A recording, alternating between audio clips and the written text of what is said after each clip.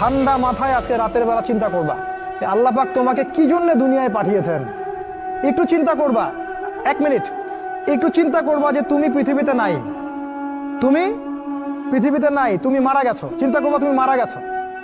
এরপর চিন্তা করবা তুমি যে মারা গেছো পৃথিবীর কারো কোনো সমস্যা হচ্ছে কিনা। তুমি যে মারা গেছো পৃথিবী কি থেমে আছে?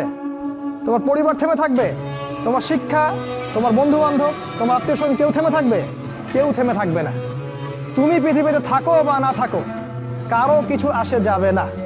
আল্লাহ পাক তোমাকে যে পৃথিবীতে রেখেছেন একটা সুযোগ খালি দিয়েছেন, এটা তুমি আল্লাহর দ্বীনের জন্য কিছু করতে পারো। এটাই আল্লাহ তোমার কাছে চান, আর কিচ্ছু চান না। আর কিচ্ছু আল্লাহ তোমার কাছে চান না। আল্লাহ চান তুমি একজন ভালো মানুষ হও, ভালো মুসলিম হও এবং দ্বীনের জন্য কিছু খেদমত করে পৃথিবী থেকে বিদায় নাও। এই দিন তুমি ছাড়াও বিজয়ী হবে ইনশাআল্লাহ। ঠান্ডা মাথায় আজকে রাতের বেলা চিন্তা করবা যে আল্লাহ পাক তোমাকে কি জন্য দুনিয়ায় পাঠিয়েছেন। একটু চিন্তা করবা, 1 মিনিট একটু চিন্তা করবা যে তুমি পৃথিবীতে নাই, তুমি পৃথিবীতে নাই, তুমি মারা গেছো। চিন্তা করবা তুমি মারা গেছো।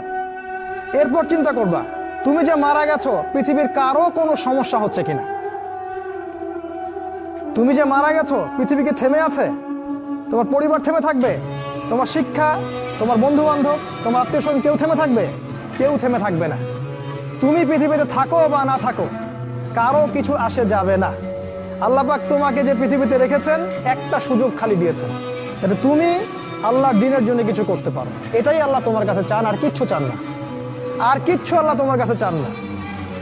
আল্লাহ চান তুমি একজন ভালো মানুষ হও, ভালো মুসলিম হও এবং দ্বীনের জন্য কিছু খেদমত করে পৃথিবী থেকে বিদায় নাও। এই দিন তুমি ছাড়াও বিজয়ী হবে ইনশাআল্লাহ।